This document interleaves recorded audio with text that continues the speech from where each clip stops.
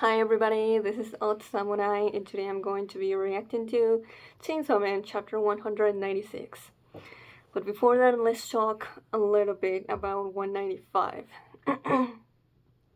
And rather than talk about it, um, about the whole thing in regards to Asa and Denji's arguing slash conversation, I think I'm just going to be talking about it in like broad strokes about just things I liked, things I thought were missing, and just you know, just Denji, the way that Denji is negatively affecting Asa. But so first, there's no way that I can't mention this if you already know my opinion on this, but it just this whole scene feels incomplete, or like there's something missing.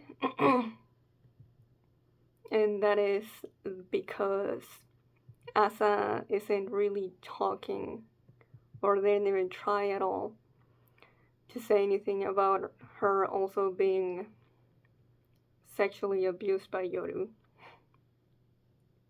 And obviously, I don't expect it to be brought up and use those terms specifically, but just something along the lines of like, well, just because Yoru has done sexual things to you doesn't mean I wanted to do them, you know? Like, I never had any sort of uh, input or decision for those things.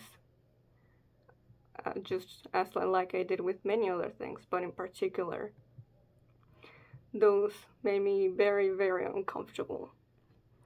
Just something along those lines I would have been okay with, but it just completely gets swept under the rug, and that's why it feels like Asa's trauma is not being fully explored. Now, granted, we can't see her internal thoughts, but if this was this was the moment to really unload onto Denji everything that's been weighing her down ever since chapter 167, but she didn't. Now, there might be like an actual character reason why she thought she couldn't do it. Like, even if she did, like, she wouldn't get much of a reaction out of Denji. Which, if that's the case, that's, oh man, that would hurt. But I would have at least liked to see Asa go through that mental process. You know? Like, oh, that's not gonna be enough. I gotta tell him about what Yoru is going to do after the Death Devil comes. But I don't know. Like, I really feel like Asa is getting the short stick here by omitting that from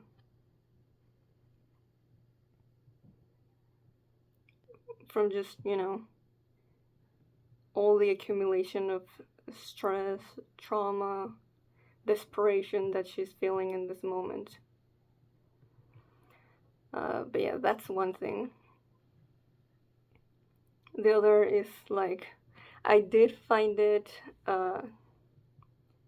just a little funny simply because of the way that it was just of the paneling. You know how Fujimoto sometimes does it?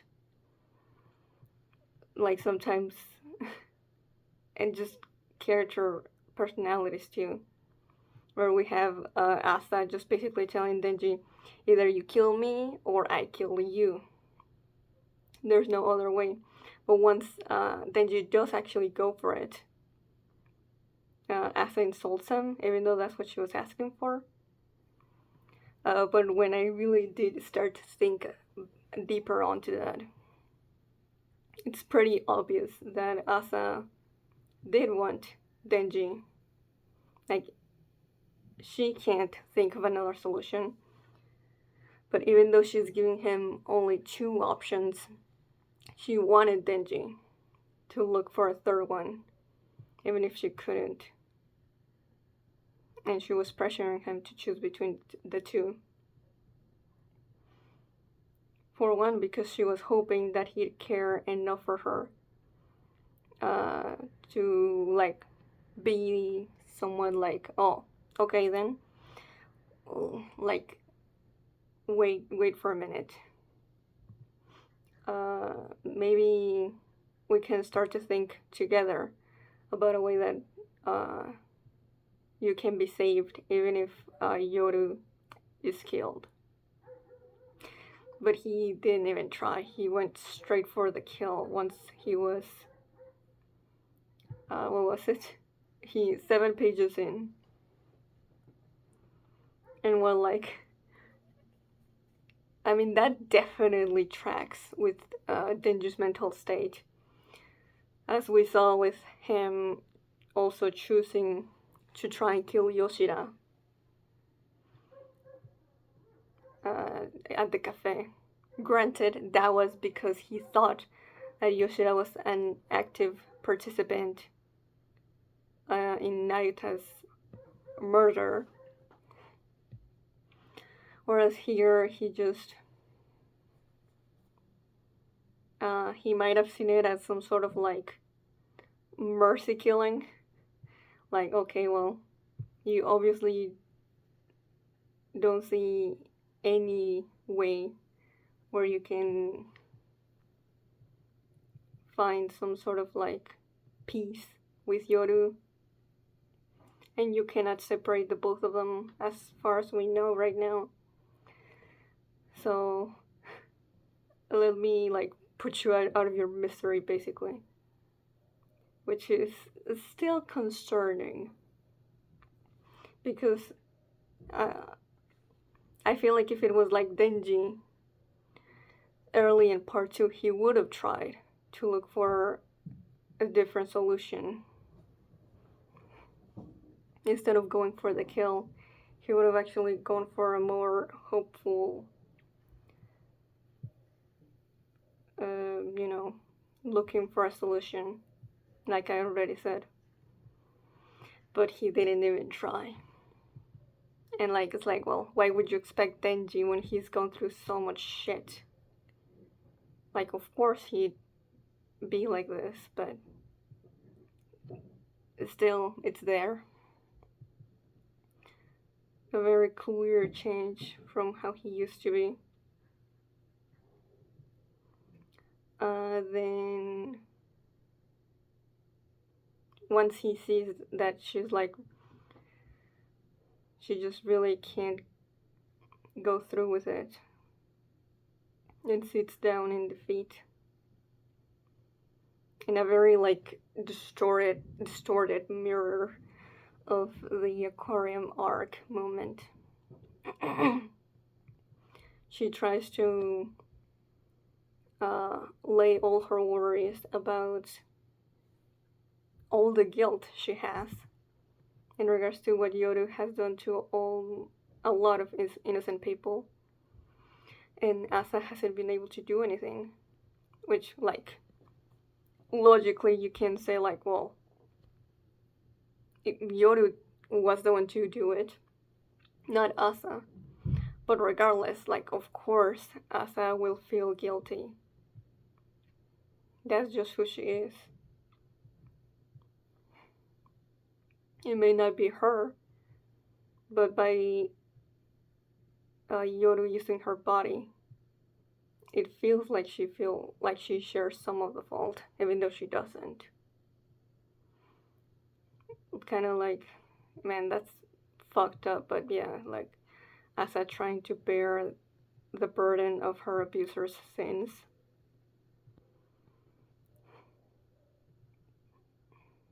And then she doesn't at all try to dispel that idea that it is her fault. Instead, well, why? For one reason is that he does the same thing. Even if something isn't his fault, he still feels like it is. So he's definitely not the person to go to for that advice because he also feels the same way. But yeah, this is like the biggest thing to me. Denji that has this coping mechanism of trying to ignore a problem and hoping that by doing so it ceases to exist. The more he keeps using that, the more we see it's very much not effective. And not just that, but it really has affected him in a very negative way. And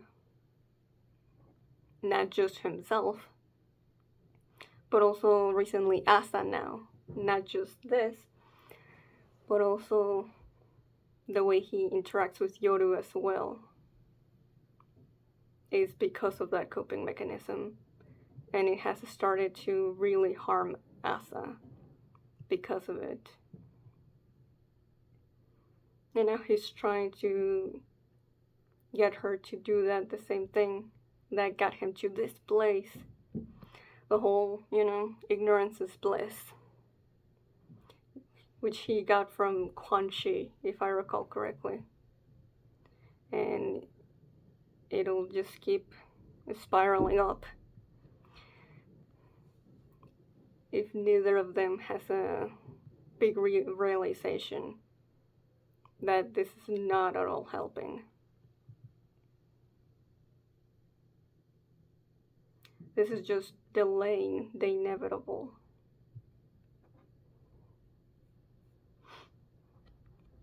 Plus, I don't think he was being conscious about it. But by saying, after I kill the Death Devil, is he thinking about Yoru's offer in like 193? Or was that just like very, in the back of his mind?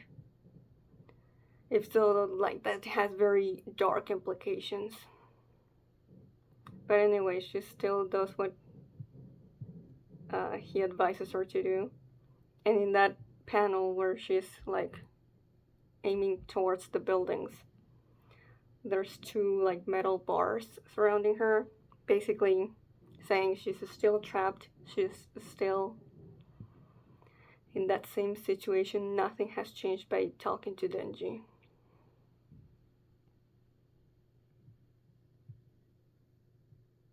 So that's sad.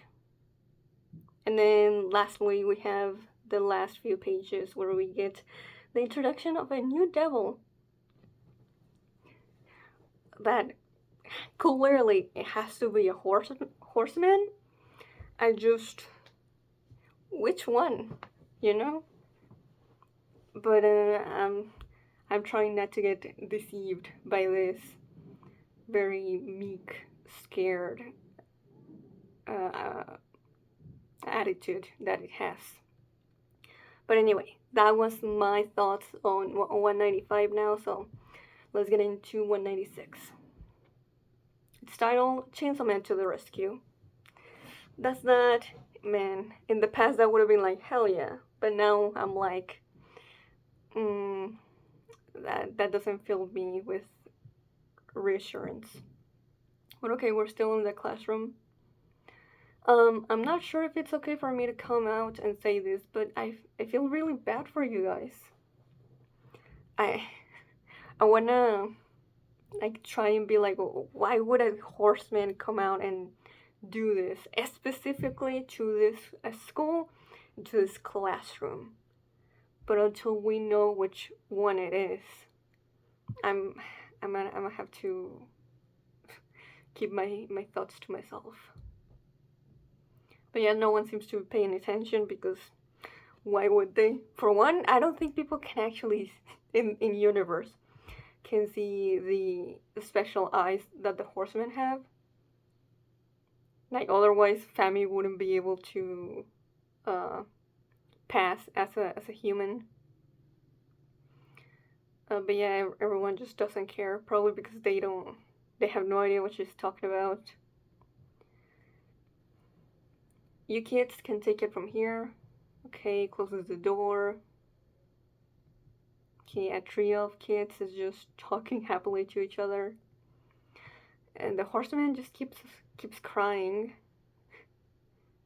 Yo, those eyes. They're so they're filled with such sadness. Okay, so she's now crying very loudly. She's bawling her eyes out. And she's biting her finger again as more and more tears come out. Two boys look at each other, and one with a band-aid on his cheek kind of has a look and starts talking to her. Hey, how about you give us a hand with our school festival? Right, dude. They're like, oh yeah, this poor random transfer student is having a mental breakdown in front of all of us. I think we should say something and give her a nice welcome. So she looks at him. If I can save you guys with that, I don't. Like, what? Bro, is this really a horseman?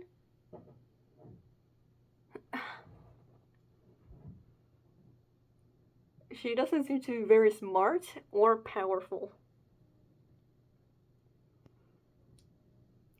Okay, then can you take those trash bags out to the incinerator for us? But once again, it could be that there's still a chance that it could be an act. Asking me to do a job anyone could do is a waste of my superior talent still. Okay, well, she has some ego, at least. That tracks.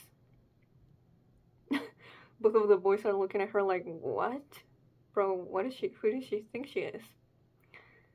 Whoa, yo. Put that hand down. I can save you guys with my special powers. You don't have powers? Shouldn't you take out the trash? Okay, well, she obviously does have powers. Like, but I'm just like, you know, like, what? Is she like Naita that, you know, obviously she had the control devil powers, but they weren't that strong.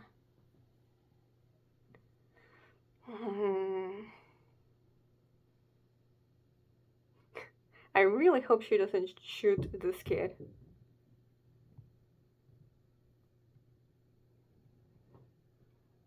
But I'm not sure if they believe her. Probably not, but still, he complies and he's the one who takes out the trash. He's sweating though, so I feel like he definitely felt like she's dangerous. Thank goodness, one less thing to worry about. Another trio of kids just looks at her with concern and maybe a little bit of fear. Look, I don't know what your deal is, but the rest of us here are having fun working on the festival. We don't know how to handle freaks like you. You're bringing down the mood and making everyone uncomfortable. Yeah, well, I figured that was what most of them were thinking. If you really want to save us, why don't you go crush ants outside or something? Like Like, of course, they would say that if she doesn't say she's a devil. Her saying, like, yeah, I have superpowers. Like, of course, that sounds just, like she's a Chunibyo. Oh, wait, she actually went outside and started crushing ants. Oh boy. Uh, I don't know. I guess she might be insecure in some way. Okay, the guy with black hair who took out the trashes back. He's looking at her and he's sighing. Hey, if you've moved to this mess of a city, you probably had some pretty horrible experiences wherever you came from, right? The kids back in the classroom are going through a lot too. Homes getting burnt down, parents dying, all sorts of awful stuff. Not sure what to make of the face she's making.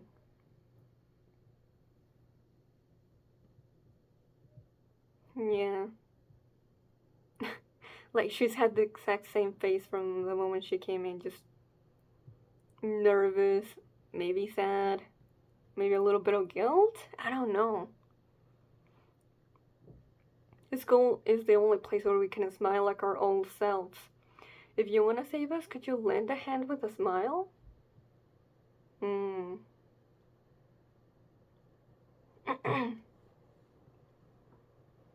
Okay. She looks at him with maybe like a hopeful expression. His face stays the same though. Also, sorry if you can hear the rain. It's raining pretty hard. But she looks down and stands up. Unfortunately, as things are, the festival is sure to fail. She just says these cryptic things, but she doesn't say how she knows them. Or like what does she mean by them. Like, of course, the regular person, she's talking nonsense. Or like, being mean just to be mean. Huh? But I have the power to save you guys. She just keeps saying that, but she doesn't elaborate. Oh. Oh shit. She grabbed his forehead. Through death, I'll release you from your earthly suffering. Oh, brother. Well, that's definitely one freaking way to, for the definition of the phrase, I will save you. And it's actually quite relevant.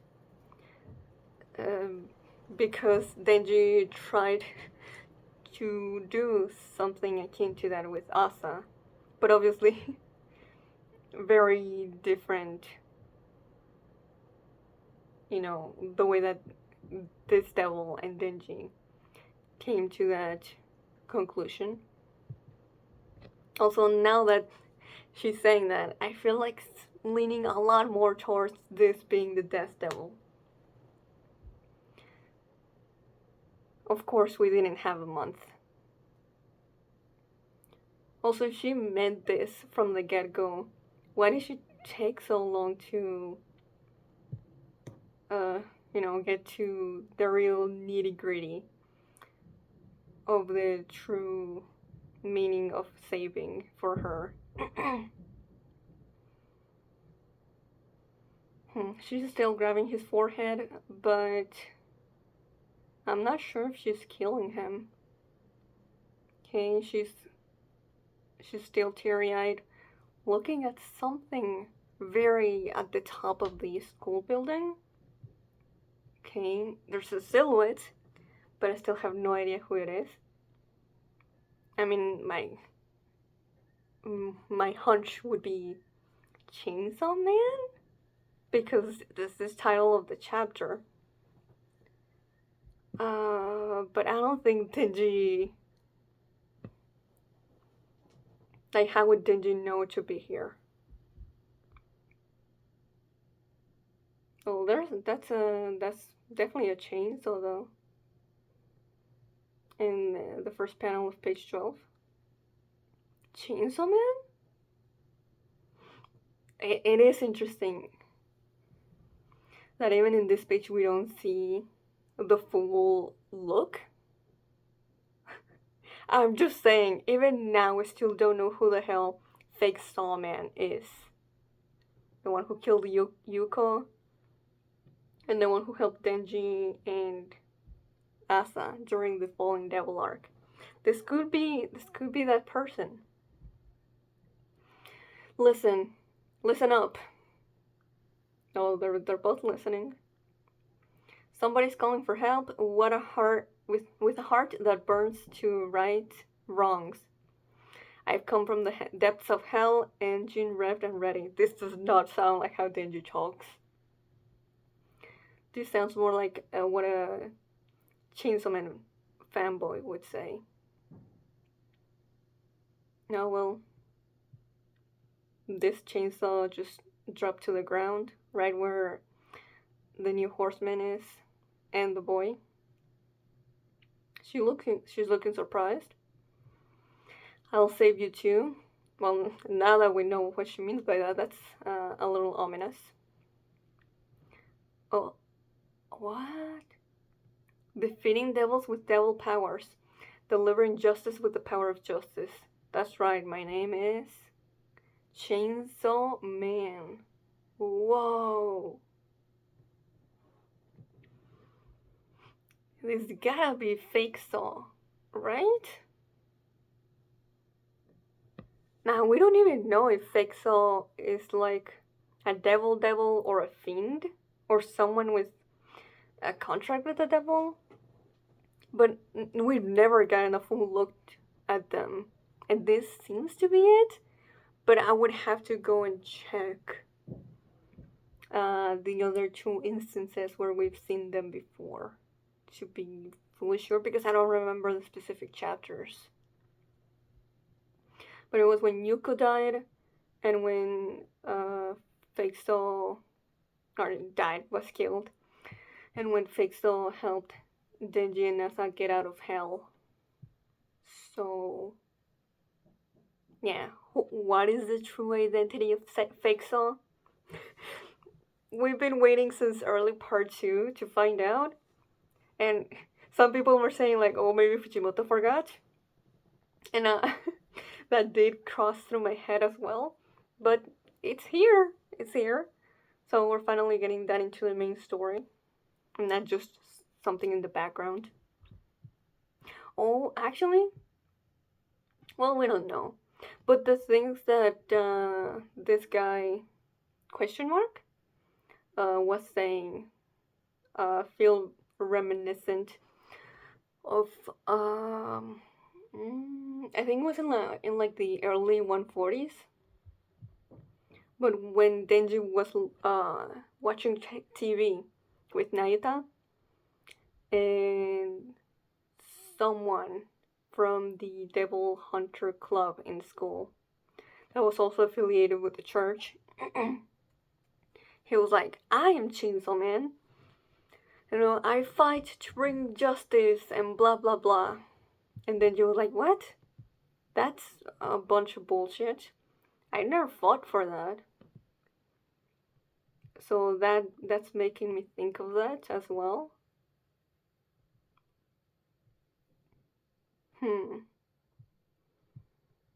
I don't know. Hmm. Mm. Also, what's with the cape? Made of like entrails? I guess that's definitely giving, completing the superhero look that this person's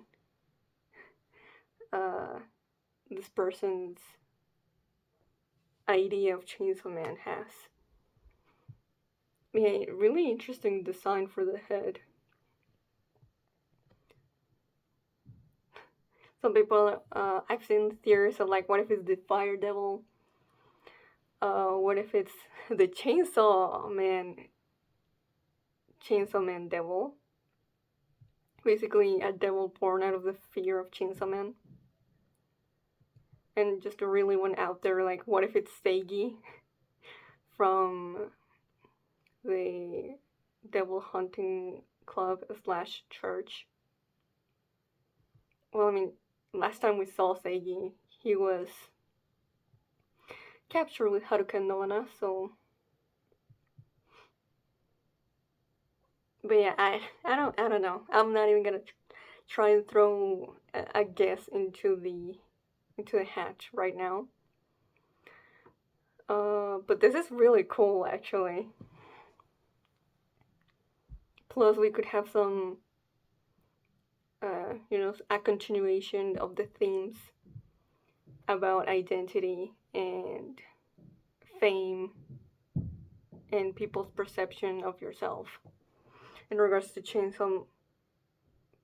Fake Chainsaw and Denji. Back again.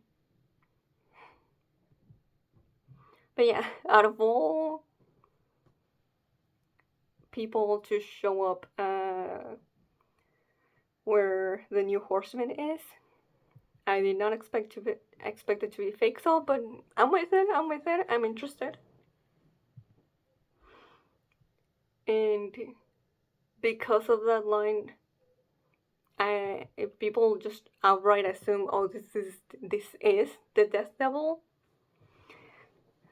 I wouldn't blame them, but I'm still like, until this horseman says specifically, I am the Death Devil,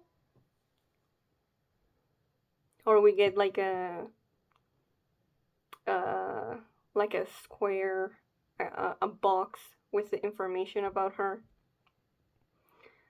I'm still going to be like 95% sure that this is Death. But yeah, if it is her, this is a really interesting way to introduce her. I know some people wanted her to be very different to her sisters.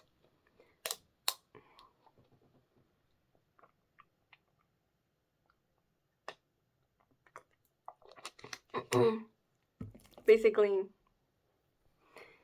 they didn't want her to look human and wanted her to be very scary looking, or very like, very eldritch horror, like the darkness or aging devil.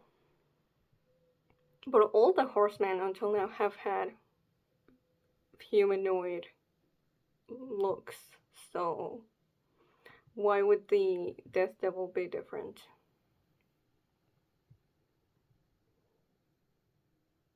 And at least to me, it feels like a bit of a fun subversion. Subversion, is that the word? Of what you'd think the Death Devil to be like. And now that we got in pretty much a full chapter with it, I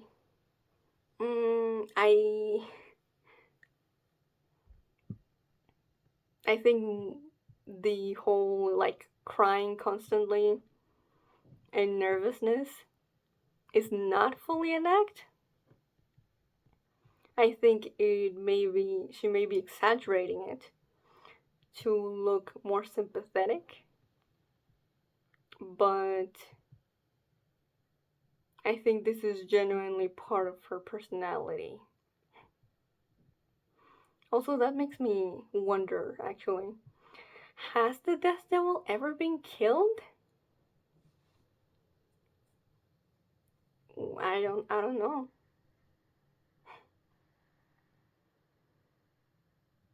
But yeah, I actually like that the reason she wants to kill everyone is because she sees it as a way to save them. And that could definitely tie in to the peril, just to the conflict that Denji and Asa have right now.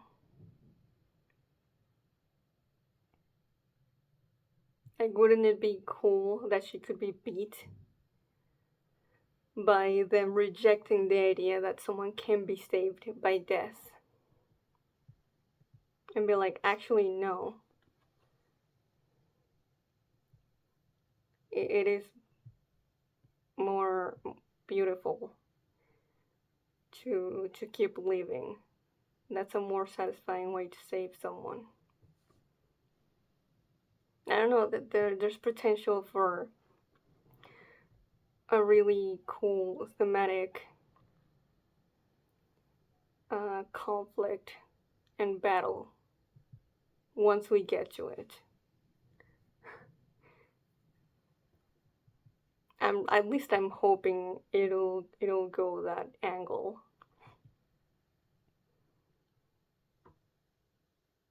I'm also really curious about what this horseman what this horseman's relationship is with Fami and Yoru, and if she ever had any sort of dynamic with Makima. I would assume so, considering we know that those were the horseman's versions that went against Pochita. Hmm.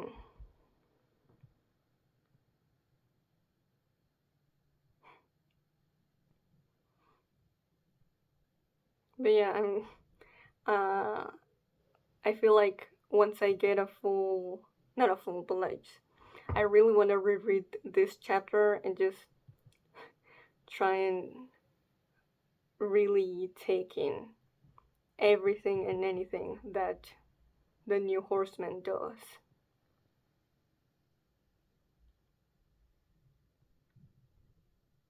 Like, was there some kind of like a reaction? Like, was she hurt by being called a freak and that she was making everyone uncomfortable? Because right after that, she was told to go and crush ants. And she did, she actually obeyed them. So, like, what's up with that? But as we can see, she most definitely can and will kill people. But she sees it as a mercy rather than something to do just because someone annoyed you.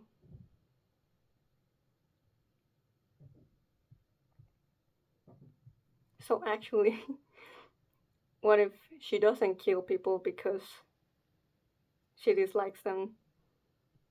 I mean, she's definitely the type to be like, oh no, I'm just this kind and want to save everyone by giving everyone death. But especially to the people I like most. That would be a fascinating, just outlook from her.